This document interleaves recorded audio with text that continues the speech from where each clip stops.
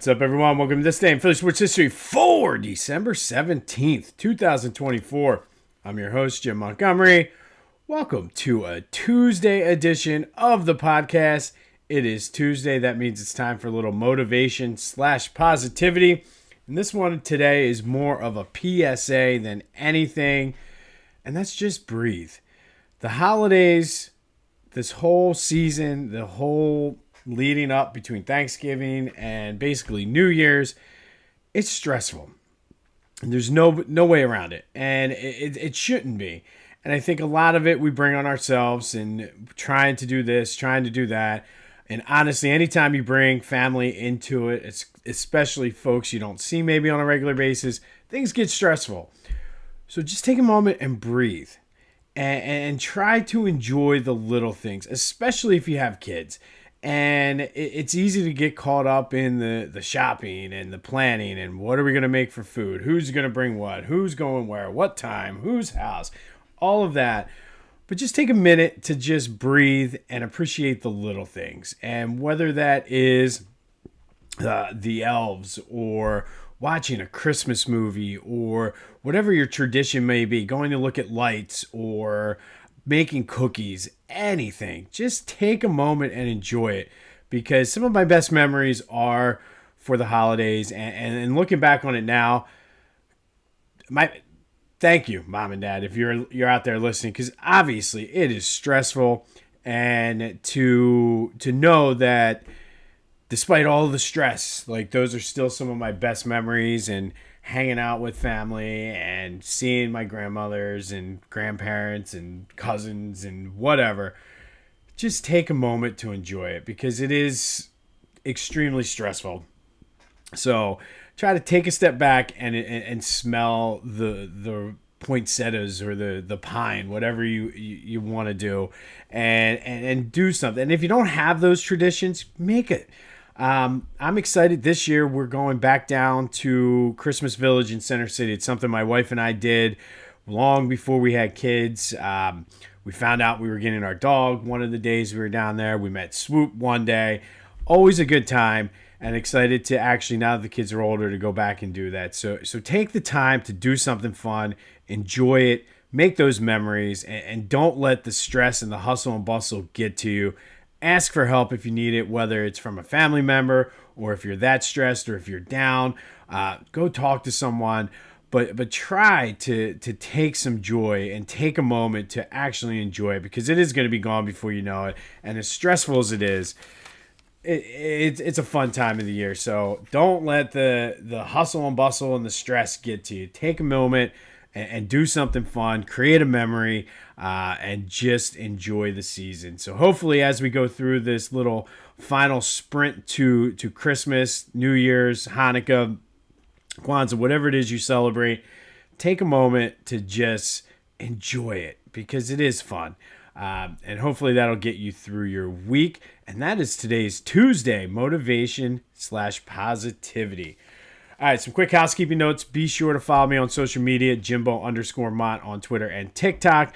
Subscribe to the YouTube channel, Jimbo_Mont. Continue to spread the word. I'm on Instagram at PhillyJimbo, trying to work on some behind-the-scenes things as we head into the new year. But the biggest way to do it, spread the word. It's a slow burn. It's a grassroots, but we're getting there. We'll be featured this week at least once on Pattison, their weekly newsletter, so check them out. Good people over there. Enjoy working with them. But thank you for all of your support over the past 2+ years. All right, our final numbers now on the gift and food drive, and I honestly am blown away. I took the day off of work yesterday to help.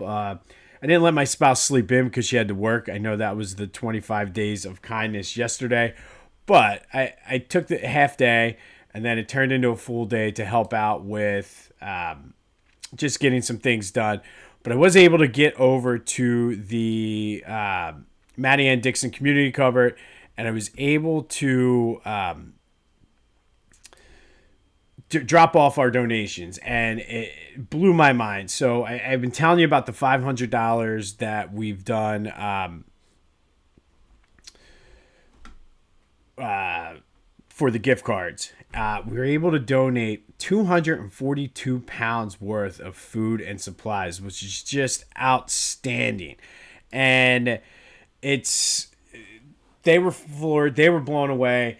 Way bigger than I think last year we had like 110 pounds or 150 pounds. So we blew that number away.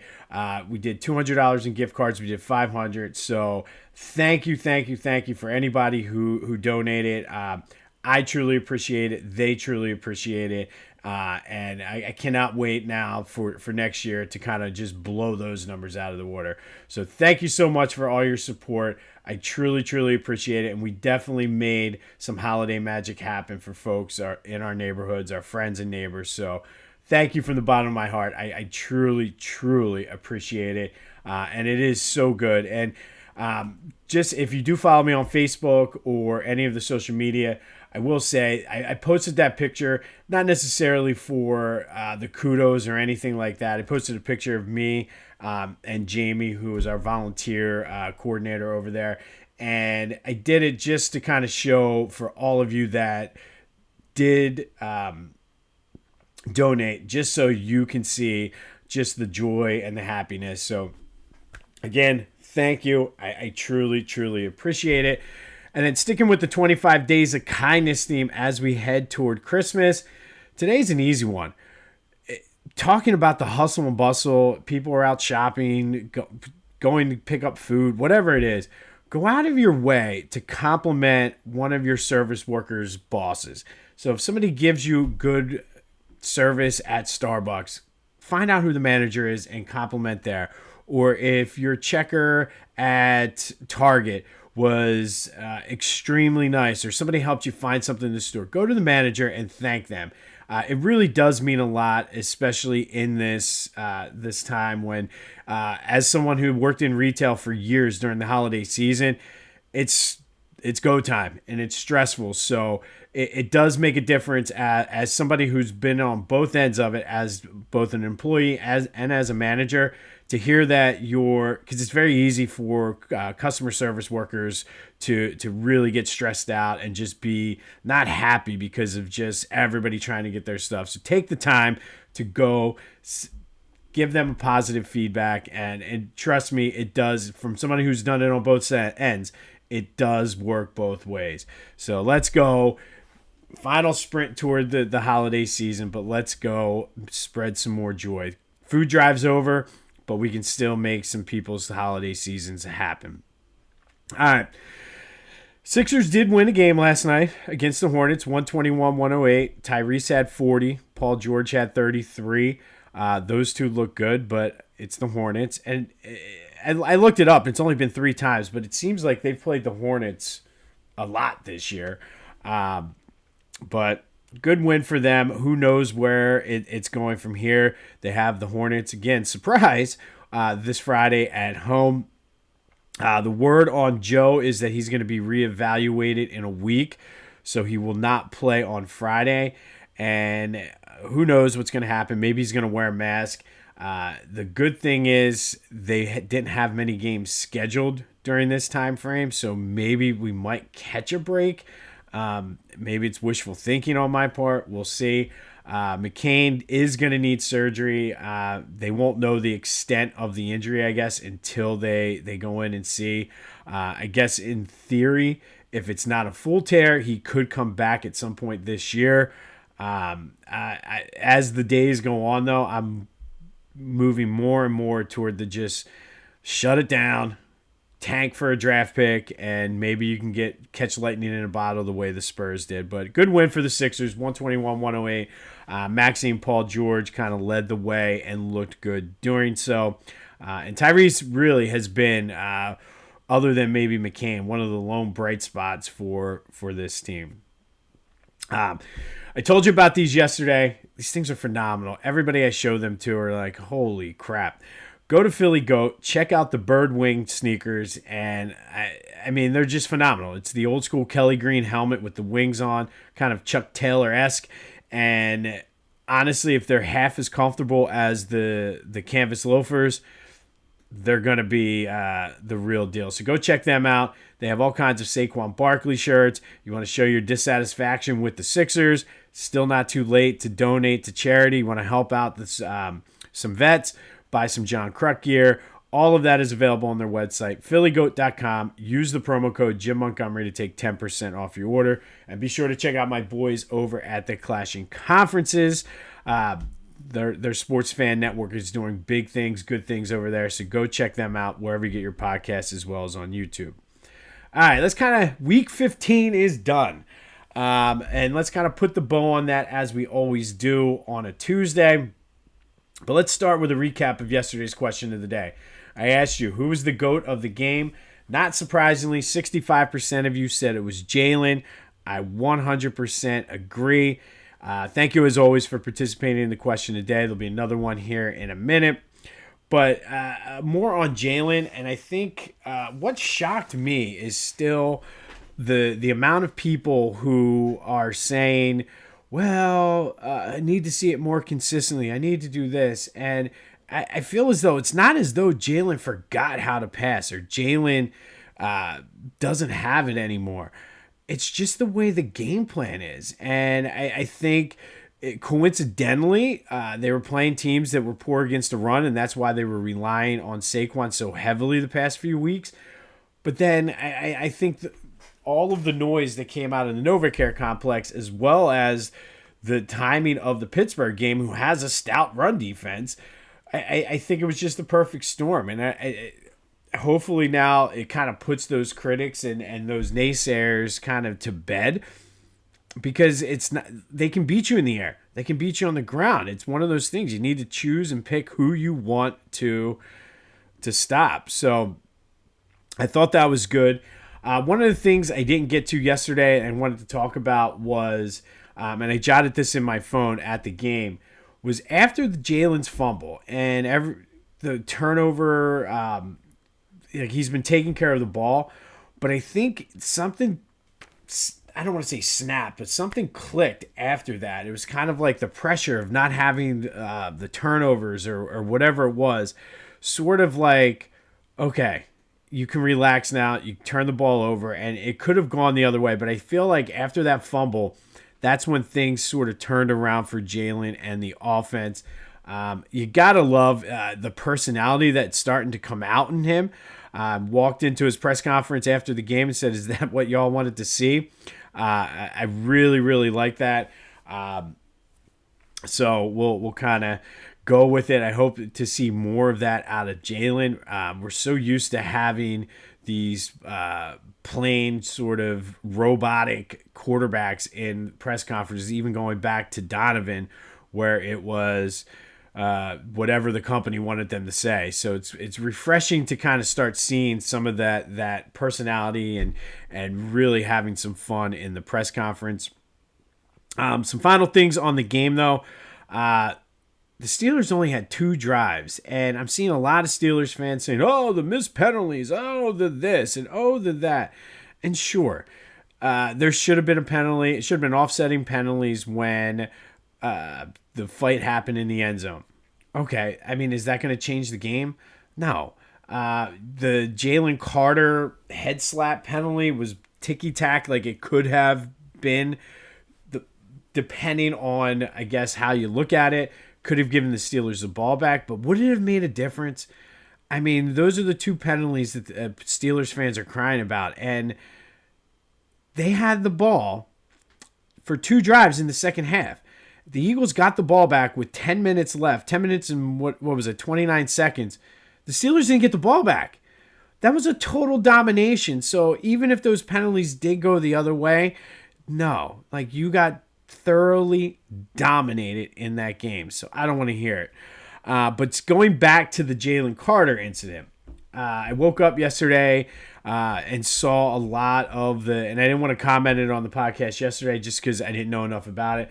And outside people obviously saying, oh, look, the Eagles, drama, this, that, the other. And I don't think it was as bad. Like, I watched the replay of it a couple times now, and basically Sirianni was pissed. It was a dumb penalty, and he had every right as the head coach of the team to be pissed off about it. However, Clint Hurt's like, nah, dude, I took care of it. I got you. And you could read his lips. He's like, I got you. I got you. So he already took care of it. And I was listening to Seth Joyner on the radio yesterday on my travels, and he said that was the right thing for Clint Hurt to do, especially in the middle of the game, especially because he probably laid into him worse than Sirianni was going to do. And if Vic Fangio was on the sideline, it would have been Vic Fangio. And there was nothing out of the ordinary, according to Seth Joyner, I really enjoy listening to him because I think he's as real as it gets of the former players who are on the radio. And he said, it's not a big deal.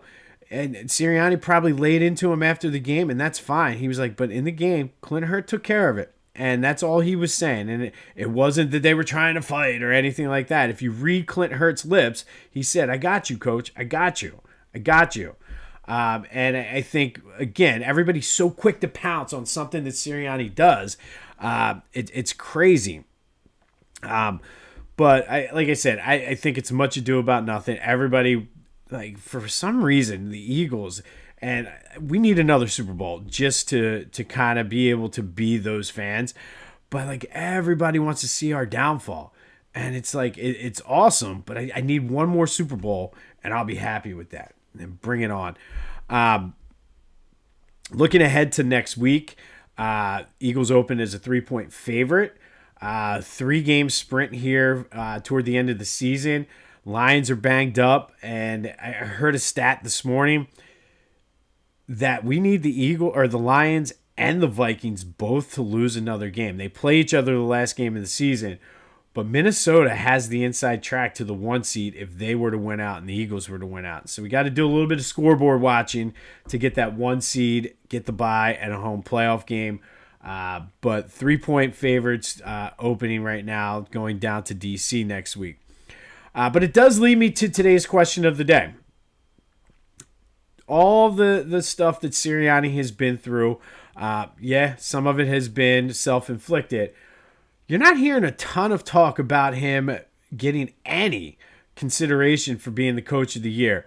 But I think after what happened last year, after the offseason and everything, he should at least be in the conversation. But what do you think?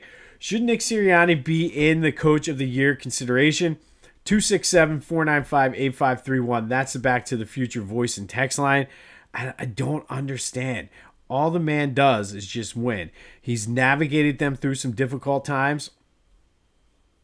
And yes, some of it has been self-inflicted, but to get zero consideration for Coach of the Year is just baffling to me. So what do you think? Hit me up on the Back to the Future voice and text line. Shoot me a text. Leave me a voicemail. Should Nick Sirianni be receiving some Coach of the Year consideration? I say yes. All right, today we are going to go back to 1995. And on this day in 1995, the Eagles spotted the Cardinals, a 17-0 lead at the Vet. And then Derek Witherspoon returned the ensuing kickoff for a touchdown. And it just sparked the Eagles from there. Reggie Johnson and Calvin Williams each had a touchdown catch courtesy of Rodney Peete. The Eagles completed the comeback, winning 21-20 over their old coach, Buddy Ryan, to clinch a playoff game at home. Not only did they clinch a spot, they clinched a home playoff game. This was the first year under Ray Rhodes. I mean, this game was a sloppy game. There was 9 turnovers between both teams. The win did give the Eagles their 10th win of the season. Believe it or not, they still had a shot to win the division that year, which they didn't do. But this, I remember this year because it was coming off the heels of the 94, losing 7 games in a row under Rich Kotite, and gave us some hope and some optimism. But the one thing I remember about the Ray Rhodes era was more so just the fact that they were fun, they were a hard-hitting team, but you just knew they were a second-tier team. They were not on the same level as the Packers, Cowboys, and 49ers at that time. So it was just like they had a ceiling, so to speak. We all know how the Ray Rhodes era ended, leading to Andy Reid and we've been on a fairly decent run since the end of the Ray Rhodes era. But on this day, Eagles clinch a home playoff spot with a 21-20 come from behind win over the Cardinals down at the Vet, clinching a playoff spot, a home playoff game against what would end up being the Detroit Lions. We'll have more on that game in a few weeks. But Ray Rhodes and the Eagles clinched a playoff spot on this day back in 1995. Coming from behind, 17-0. Derek Witherspoon sparking the way with a kickoff return for a touchdown, and it was all Eagles after that. And finally today, our forgotten teams in Philly sports history, the Philadelphia Ramblers. They were a minor league hockey team. They were affiliated with the New York Rangers. They were also known as the Philadelphia Arrows, as well as the Philadelphia Rockets. They played from 1935 to 1941. They played in the Canadian American Hockey League and then became one of the first members of the American Hockey League. They've won 2 regular season titles, 2 division titles, and 1 championship. They folded after the 41-42 season. Later on, there was another version of the Philadelphia Ramblers, which were another minor league hockey team. But this team, they were the Philadelphia Arrows, then the Ramblers, then the Rockets.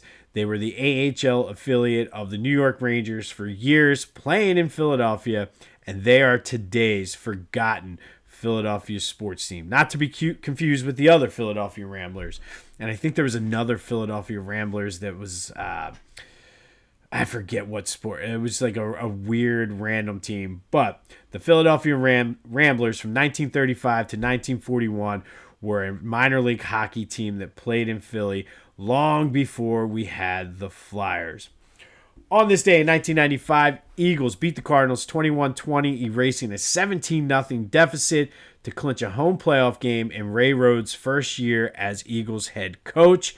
We'll have more on the Eagles-Washington Commanders game as we get ready for the final stretch run here in Philly for the playoffs. Let me know your thoughts on Nick Sirianni. Should he be considered for Coach of the Year? I think he has to be. I mean, the fact that his name's not coming up at all is just bizarre to me. But we'll see.